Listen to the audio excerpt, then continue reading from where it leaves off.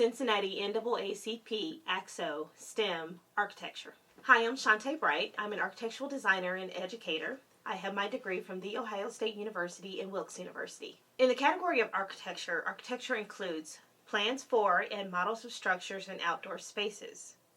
Examples may include, but are not limited to, building designs, landscape designs, interior designs, and urban plans. They can include 2D work such as hand-drawn sketches, computer-aided designs, blueprints, and floor plans, or 3D work such as scale models made from foam core, balsa wood, cardboard, wooden blocks, polystyrene, found or reused objects, etc. In this video, I'm going to show you how to achieve 100 points in your category. I'm also going to show you how to achieve excellence and go above the minimum standards, and also how to fine-tune your presentation so that you can show confidence and really connect with your audience for your subject matter.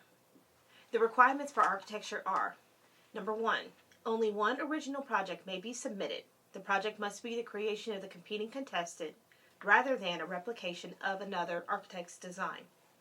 Number 2, you must submit 6 copies of a double-spaced paper to accompany the project. The content of the paper, which should not exceed 5 pages, should include overall statement of goals and processes, design objectives, the history of the project, and the execution of the project. The student's name, page number, and branch must be on the top of each page. Number 3, blueprints of the project must be 24 by 36 or Arch D in size and length or width. The contestant must also submit a site plan, floor plan, a minimum of 2 elevations, and a section of the design at appropriate scale. Number 4, contestants are required to conduct a minimum 5 minutes oral presentation explaining his or her project. This time limit does not include the time required for the judges to ask questions and the contestant to respond to judges. Number 5, contestants are required to construct a scaled model of his or her project. The national office will provide display tables and electricity. Number 6, contestants must submit a STEM verification form from a qualified architect with an earned professional degree or license. This person can also serve as a coach, working closely with the student during the course of the project to ensure the accuracy of the student's research and qualification for entry. And number 7, gold medalists advancing to the national competition will be required to upload images of their entries to a designated site. Contestants will be judged by the following criteria: the complexity and project originality. This is worth 15 points. The best way to do this is to look up examples of a project that you want to use and make sure that you are not copying a project too closely. They will also be judging you on planning and space concepts. These are worth 10 points. They want to make sure that your spaces are well thought out and work for the function of your space. They will also be judging you on aesthetics. Those are 10 points. Aesthetics has to do with the look and the feel of the project based off of the materials and maybe even the colors that are used in the project. Consistency and validity of the design concepts. This is 10 points. They want to make sure that your project matches the theme that you have selected.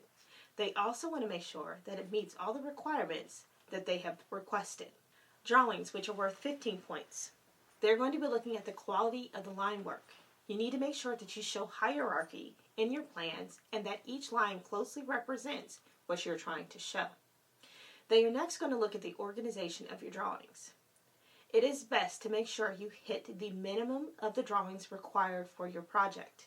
This is a site plan, a floor plan, 2 elevations, and a section. It is helpful to even add in more drawings than what is the minimum. Perspectives and even some renderings go a long way in setting your project aside from other contestants. The model, which is worth 10 points. The best models out there are models that are made out of balsa wood, basswood, foam core, corrugated cardboard, or chipboard. They're going to be looking at the workmanship of the model and whether it is to the proper scale based on your drawings. Be sure to have clean cuts, no excessive glue or any other type of attachment material, and also make sure to remove any previous labels or barcodes from the model. Next is your site analysis and design, which is worth 15 points. They want to make sure that the site matches what your theme is for your project. Pay attention to where north is and make sure that you are also including everything that would go on the site for your project. The written statement. which is 5 points. Be sure to explain your project fully. Establish the parameters that are for your project and make sure that you are meeting those required for the project theme. Also make sure to identify the project limitations and design objectives. Next, the verbal presentation. 5 points. Be sure to be clear and concise when presenting your project. Make sure that you are able to explain your project to the best of your ability and answer any questions that the judges may ask. It is best to include any vocabulary that is normally used for this type of project and know what the vocabulary means. Here are some helpful tips for working on your project. Select something that works for you and your skill.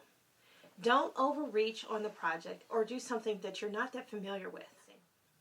Make sure to research your project or your topic fully before you decide to go in that direction. Read and follow all of the guidelines for your category and make sure you're meeting all the requirements given to you.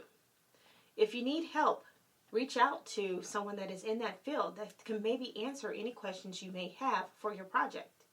Look up any terms that you do not know. Feel free to Google or search on anything that you may have a question on. Make sure you start early. It is always best to try to narrow down your project as soon as possible. That way you have more time to work on it and get all the details correct on what you have. Make sure you work on it often. Make sure that you are taking the time to do a little bit a day or maybe even a week to make sure that the project is finished on time.